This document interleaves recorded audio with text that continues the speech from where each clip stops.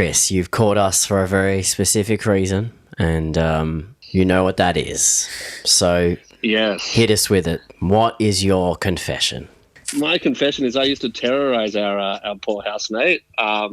She was this lovely, lovely girl. Didn't really have any spiritual beliefs except for whenever a clock would hit 11:11, it kind of freaked her out. If she ever noticed it, she would freak out and have a bit of a moment. Yeah, my girlfriend does the same thing. If she gets a text message at like 11:11, it's supposed to mean something. I don't really get it. Does she know what it means, or is I've never asked to explain because I don't feel like it's worth my time to listen to that. She just gets a text that's like, ooh, 11:11, Nat. And you're like, yeah, that is the time. yeah. Yeah. This means something to me, Nat. This is of great significance. Okay, so you had a housemate who was like really into the 11:11 thing. Yeah. So I took it upon myself to just gradually start changing all the clocks and the alarms in the house. Okay. To 11:11. To 11:11.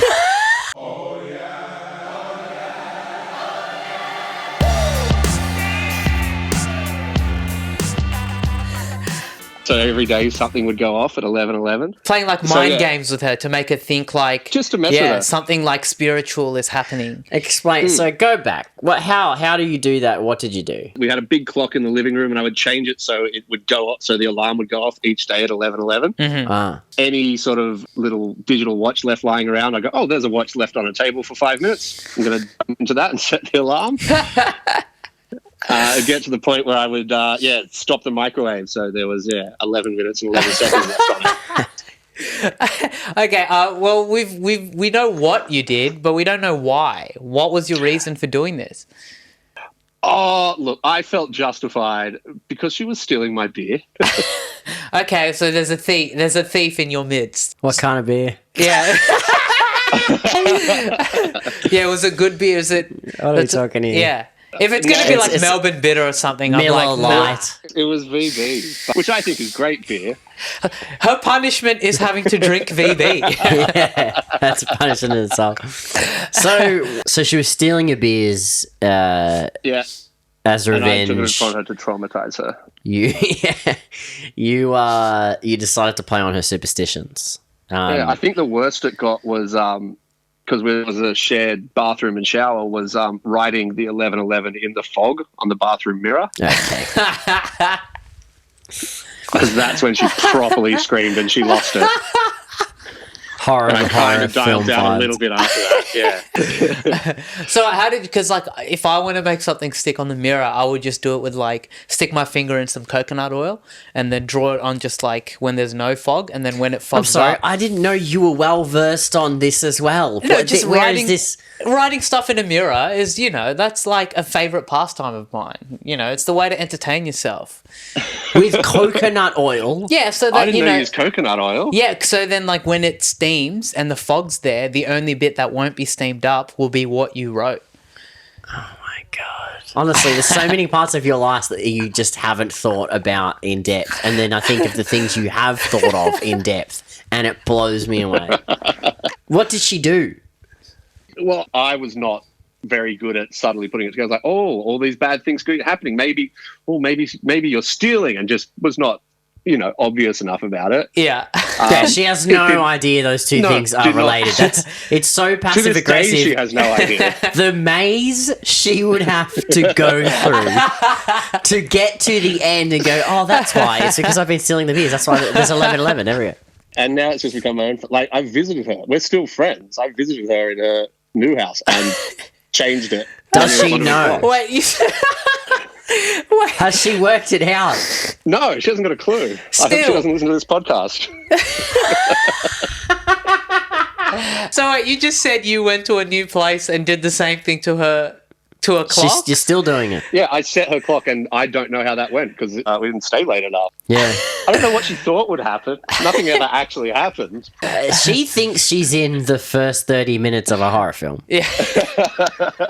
She's like, any second now I'm going to start Holy Ghosting. Always in those, all those horror films, there's like an hour of setup. So she's still in the first half an hour. You've got to up the stakes, my man. What do you reckon I do next? Oh, this is good. Okay, what should we tell her to do next? I think because the thing that you have failed to do is make a link between I what didn't she teach her was a doing lesson. to you, and the punishment. And look, it's a long time that's passed probably since the beer stealing. How long ago was that? Oh, 4 or 5 years. Okay. So this makes it much pettier and weirder if you were to make... You're at the half an hour mark. The next thing you need to do is emerge in a beer can suit with a knife. You know what I mean? This movie analogy is getting so convoluted. Like she get 11:11. She goes, "Oh, that's creepy," but it's not creepy this time. You come out of the pantry in a beer suit with a knife. Yeah, it's not creepy when a father of children pops out of a beer can with a knife. No. Here's what you do, all right? I'm going to tell you what to do. Like those VBs. You could even get a small business out of it, right? What you do is you're going to start a beer company and you call it 1111.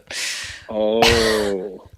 I like this. Okay, And then you run I mean, it's a big investment, but yeah, sure. far out. What, he's going to start a company just to prove a point? Yeah, but like it's a good company that would likely earn money if you market it right and do well. Okay, he hasn't come on the podcast for business ideas. Are you trying to change the course of the podcast?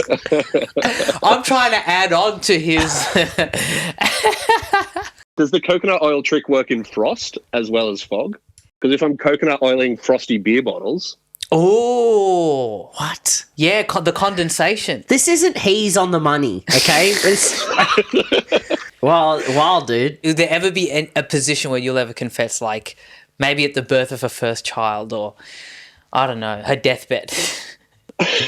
Yeah, on her deathbed. Goodbye. 11:11. Sucked in. He's This is scared one of of finding out, like, how it's There's a impacted reason her I'm life. waiting till her deathbed. Well, she's been going to a seance about it for like 4 or 5 years. So, well, dude, it's a weird one, but thanks for sharing it. I like it. Thanks I for dig hearing it. out my confession.